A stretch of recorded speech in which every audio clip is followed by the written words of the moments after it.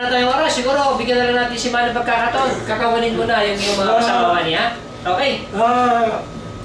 Pagbati, kinukumusta namin si Bibi Flores, Marcam Paulo Sari-Sari Store, Manny and July, Villahira family, Bong Intis, Francisco, Esther, Reyes family ng San Juan, Mandaluyong, Norma, Lito, Biloy, at Jerry Diga, Kadjo, Ernesto, Bernal, Albert de la Cruz, Villa Hermosa, Aling Lydia, Santiago family at Reyes Santis ng Punta Santa Ana, Maynila, at Nelson. Okay, thank you, Manny.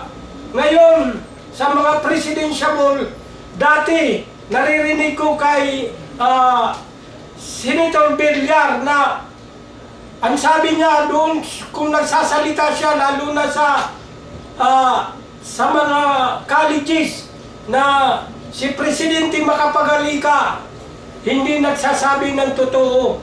Ngayon din, ang sasabihin ko kay Villar, huwag ka rin magsabi ng totoo.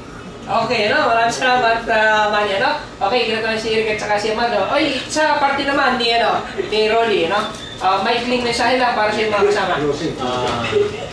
Ako po nagpapasalamat sa programang ito at lalo-lalo sa aking mga kasama at kaya ito ni Jerry Del Mundo. Salamat po naman. Okay, yan! Parting words! Maraming salamat po sa lahat ng mga tagapakinig natin ngayon. Kung gusto nyo po ng mga financial advice, more financial advice, please go to www.ca2020.net www.ca2020.net. Okay, thank you for that. Attorney, parting words! Tayo sa Friday, may meeting uli at sina Mulong Baldiran, sina Manalili ng Cavite, mga Makaraig at mga Makatangay, at saka sina Bicol, Katunying, at lahat ng mga nandiyan sa Batangas sa Laguna ay inaanyayang umatin kayo ng meeting upang magkaroon kayo ng liwanag dahil kung minsan hindi rin kayo nakikinig.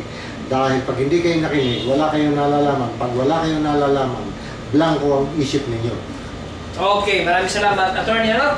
At syempre, panawagan natin sa Korte Suprema, lahat po ng panahon ay naubos nyo na, kaya sobra-sobra na po ang panahon na ibinigay sa inyo ng OFWs. Magdesisyon na po kayo pabor sa mga manggagawa upang sa ganoon ang kaso ng katulad ni Pawa ay di na pa maulit magpakailan pa. Maraming salamat po at syempre magandang gabi sa inyo lahat.